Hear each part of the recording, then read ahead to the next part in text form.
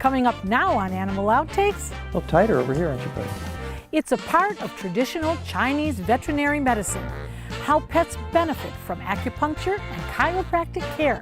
So I usually wrap the tail around me and just kind of sit back. These fires are set on purpose, how a prescribed burn can actually help Florida's ecosystem. And this guy as a pet? You won't believe what this hyena's life was like before he came to this sanctuary. This and much more straight ahead on Animal Outtakes.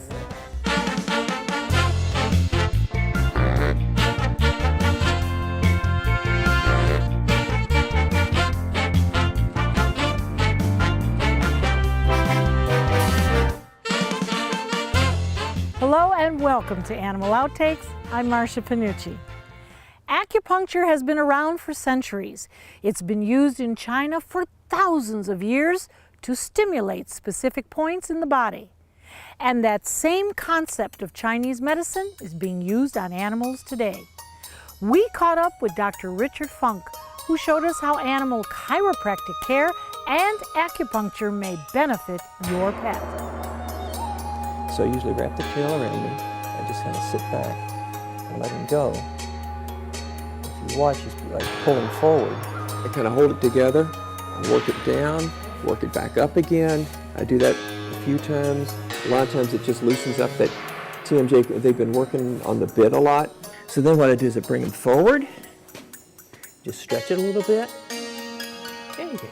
That's good. And if I think they're a little bit stiff, then sometimes I'll just shake it a little. And what I end up doing is vibrating up the shoulder and into the neck and help loosen them up a bit.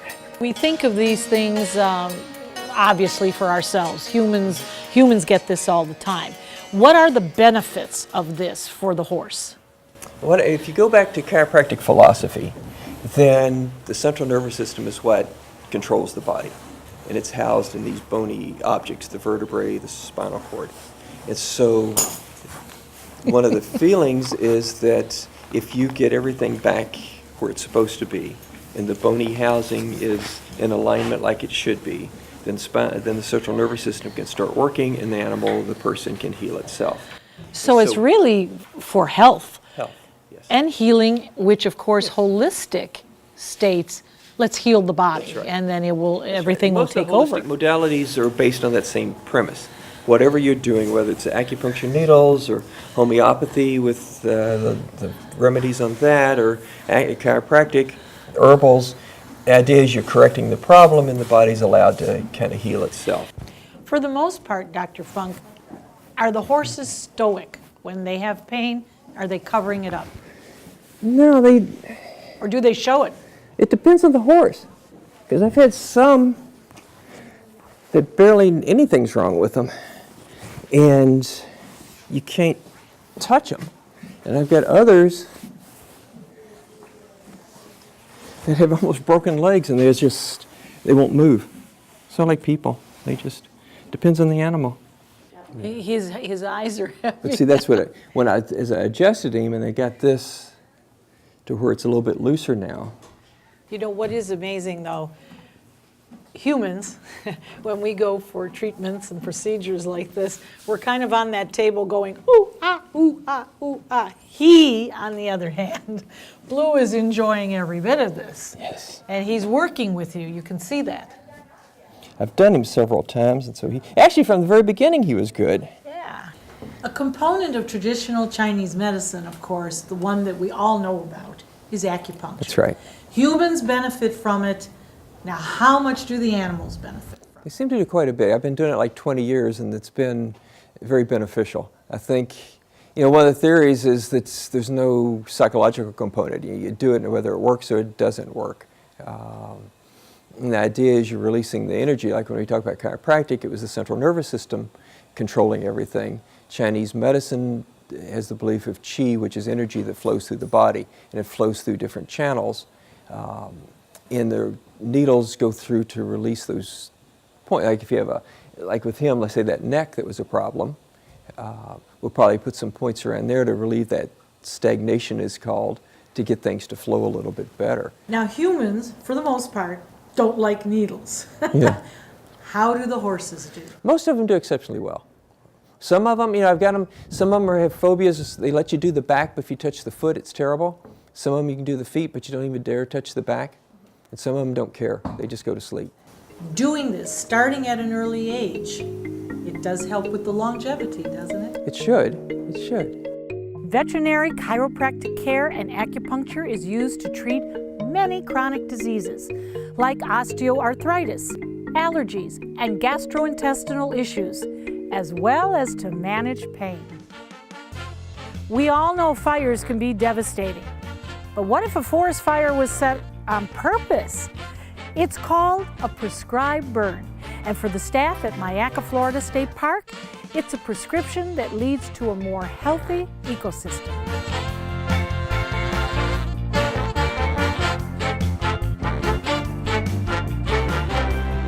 John, we're here in this beautiful gem, Myakka State Park in Florida, and we're on a beautiful road here. But as we look behind us, I see something that looks burnt. Am I seeing right? You are seeing correctly. About a month ago, we burned this area with a prescribed fire.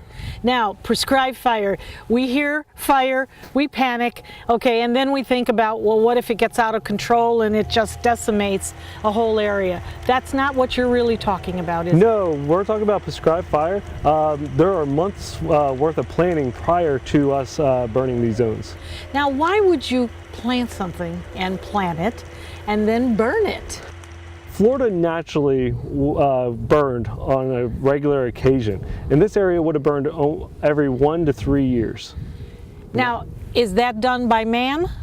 Historically, it was done by nature, mainly by dry lightning strikes. And nowadays, being that Florida's natural resources have been altered, that we actually go out and burn them ourselves to mimic the natural fire. Okay, so now we know the what do we do, why do we do it? As you can see, the herbaceous plants, the grasses and the sedges, rely on the fire to clear out the lower lying vegetation so that it can produce seed source and other such. Now, is this for the animals that inhabit this area? Yes, there are several animals that rely on fire. The gopher tortoise is a keystone species, being that with the lack of fire, you would get overgrown hardwoods, and therefore you would shade out the herbaceous plants. And the herbaceous plants, once they can grow after the fire, that is what the gopher tortoise feed on. Now, they're not the only animals that are out here. What other animals would we find in this area that might be in a controlled burn? One of our most popular are our deer. The deer actually rely on the fire as well, due that they are herbivores. They are going to be find areas as well that have the grass to be able to eat. Now, where do they hide, though, during the fire? The deer usually find hammocks, as you can see in the far distance, all the oak trees. The fire does not like to carry through the oaks, so the deer naturally run to the hammock areas and wait out the fire. Okay, so you plan this, obviously, and you execute this how? I mean, does a fire engine come out and we throw a match and we hope for the best? So the first thing we look at is weather. Weather is what drives fire. The wind, the direction, will push the fire in the way. We look at dispersion. That's how intense the fire is going to be. It'll pull the smoke up into the sky. We also look at the humidity. If we have low humidity, very low, we're going to have erratic fire behavior. But if we have too high, the fire won't burn. So we have to find that humidity right in between. Seasonality, we also depend on when we're going to burn. We can't really burn during the summer months when there's a lot of rain. So we wait for the drier months to burn when it would naturally burn. As we walk through here, you can see that the herbaceous plants, the grasses, the sedges, are starting to come back more than the such here as one of our hardwoods. Right. That's one of the purpose is to reduce and top kill these hardwoods to bring back the natural prairie. So out of this grouping here, what are we hoping to regenerate? More of the herbaceous plants. Right here? Yeah. Okay. This is more what we're looking for, is the herbaceous plants, and reduce our palmetto height down to about 3 feet. We don't call them controlled burns. Okay. We call them prescribed burns. That we write a prescription like a doctor does to prescribe to fix So you're Dr. Meyer writing the prescription. Right. Therefore, we prescribe the fire. We're basically manipulating fire. We control the fire. We try to control it. Fire kind of does what it wants to, but we manipulate it by sending backing fires and head fires and flanking fires and different firing techniques to control the fire the best we can. So you do the prescribed burn. Mm-hmm. The animals come back. It appears that life is good. Yep. How many prescribed burns do you have in a particular area? This one is done. Yes. When would be the next time you would do this? This would be 2 to 3 years. Okay. So it's a good thing. It is. It's a great thing. Florida's natural habitats rely on fire. That's our main way that we manage the land. So it's humane all the way around. Yes. A wildfire is a fire that is not controlled. It happens at the wrong place, at the wrong time. A wildfire can cost taxpayers millions of dollars a year. A prescribed fire is meticulously planned and can reduce the threat of a wildfire. Jake the hyena's old life was nothing to laugh about. We'll find out more about his story next. Many active duty servicemen and women face a dilemma as they prepare for deployment. Who will look after their canine companion until they return? Dantes Den provides temporary boarding for their dogs as they serve. We honor the trust placed in us by members of the armed forces by giving their furry friends loving care, spacious dens, on-site veterinary care, and plenty of room to run and play. For more information, go to dantesden.org or call 844-DANTES-DEN. People have asked me what it'll cost to restore all the corals back the way they remember. But I have to ask them, what will it cost if we don't do anything?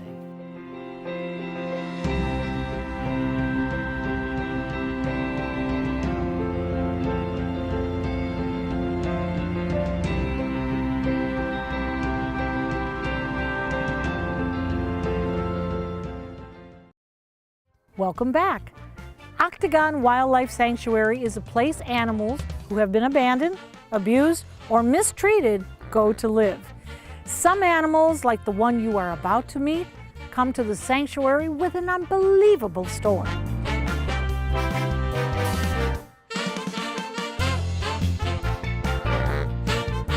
Jackie, this is one interesting character, right? She sure is.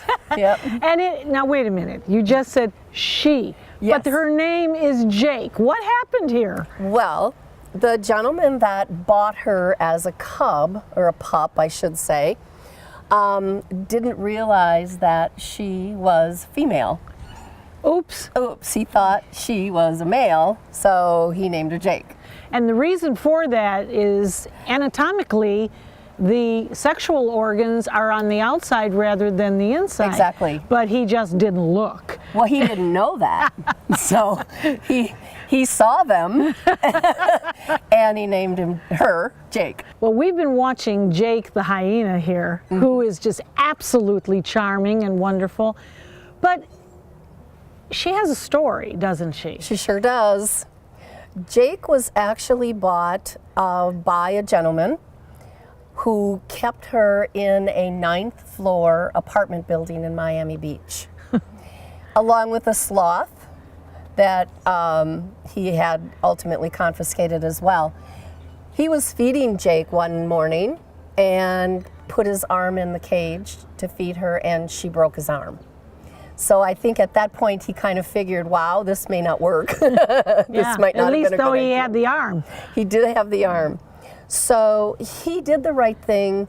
He surrendered the animal to a facility over on the East Coast, but unfortunately they didn't have the licenses and the permit that you need for a hyena.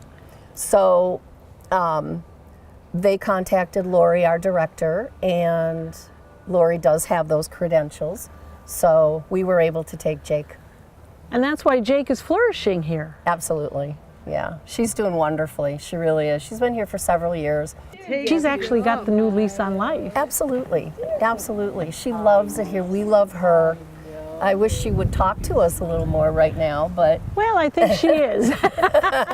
You speak so much about the credentials that are needed, especially for a sanctuary like this. In brief, what are we really talking about? We're talking about USDA, state, federal, and fish and wildlife regulations. So veterinarians have to be on staff. Yes. Certain medical care has to be given. The habitats have to be certain sizes. Correct. Our habitats are larger than USDA regulation requires. A lot of people, you know, you look at them and say, oh, we really don't, you know, they're so small. Well, they're not. They're larger than regulation, and all of the animals have plenty of room to run. Most of the animals are too old and, you know, hip problems, bone problems, so they don't run. So they're very adequate. What kind of hyena is Jake? She's a spotted hyena. But she's big. She's huge. I've been to Africa 3 times and I've seen hyena in the wild, and I have never seen one that big. So I don't know what it is. Good genes? Good genes, good breeding, and now a lot of love. A lot of love. This carnivore is faster in the water than on land. We'll meet him next.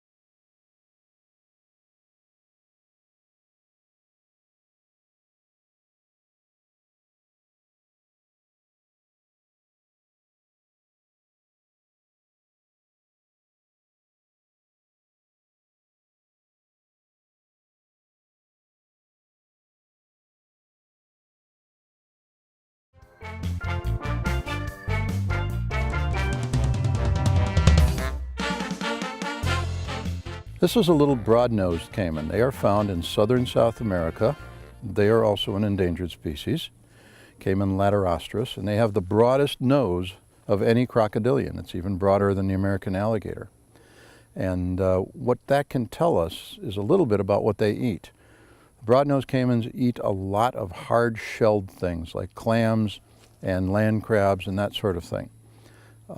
They really, even as youngsters, they really love crayfish. They like hard stuff. They've got those big, heavy jaws.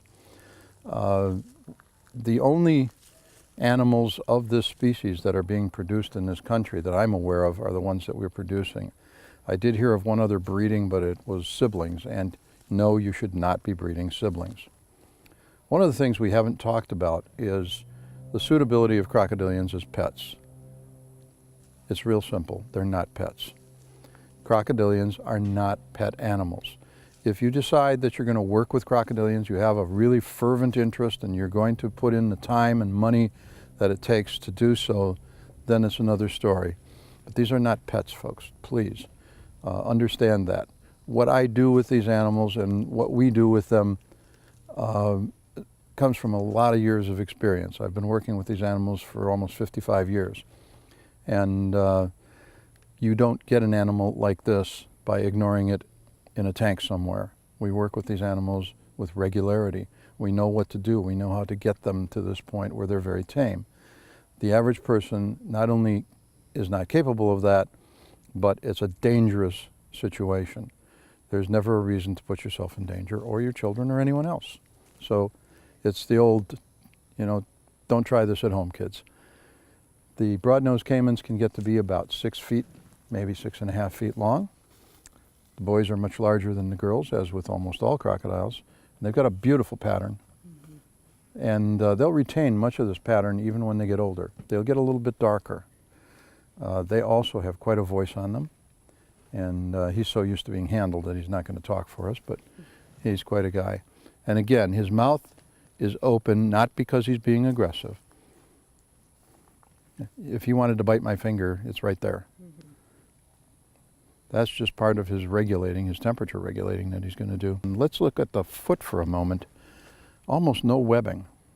That tells you that they're much more terrestrial. They spend a lot more time out of the water than many other species do. They will even hunt on land. They're pretty quick. Almost nothing people know about crocodiles is correct. And that's an important point. Stay with us. Ask the Vet is coming up next.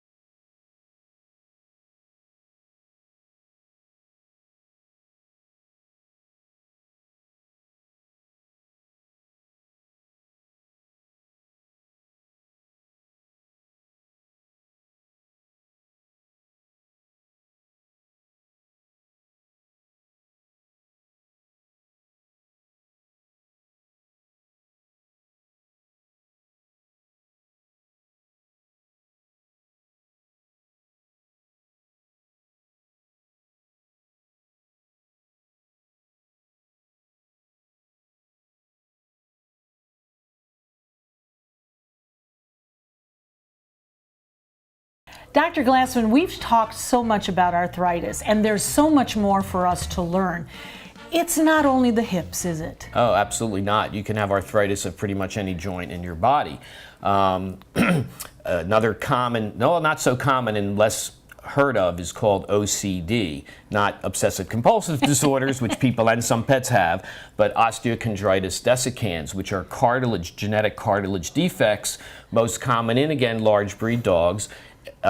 Shoulders, elbows, and knees are the most common, and they'll show signs of pain maybe between 4 to 12 months of age.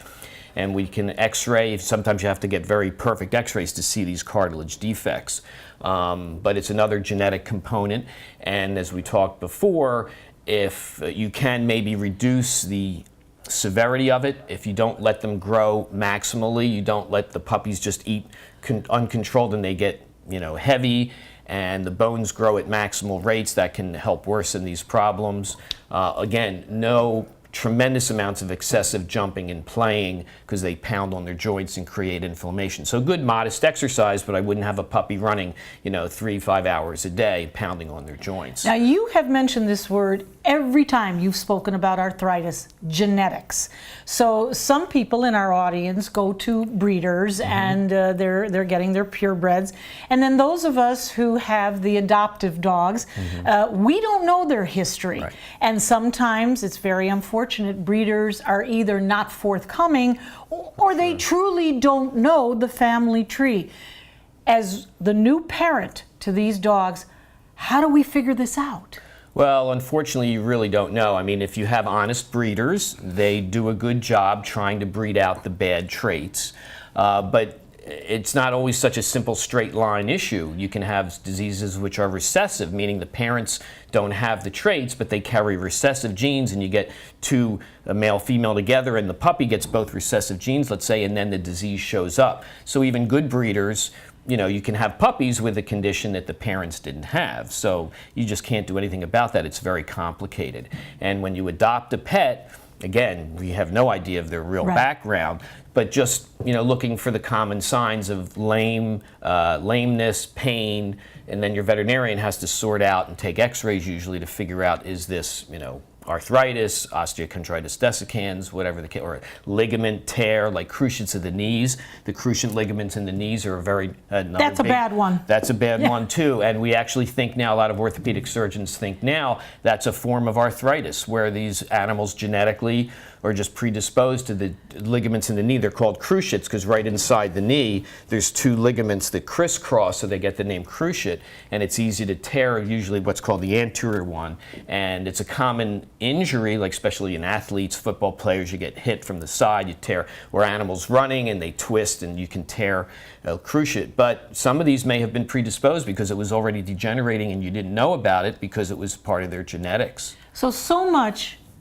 is prescribed by the diet. Don't overfeed the dog. Maybe have them a little bit hungry rather than I like to stuffed. see them. I like to see them a little on the lean side. In my general guideline, I tell everybody for adult dogs is it's 1 cup of food. If you're feeding a good basic quality food, 1 cup for 25 to 30 pounds of body weight per day. My 65-pound dog gets 2 cups and like a couple tablespoons of canned food to add some flavor. And I have a master's in nutrition, so I'm a little more focused on this than a lot of veterinarians just because of my background. But it makes me mad because even the good companies have these wide ranges of feeding guidelines on the bag, like, 1.5 to 2.5 cups. Well, I tell you should probably stick to the low end of that guideline and not the high end, because I think all these companies don't mind your pets being a little overweight, eating a little more food.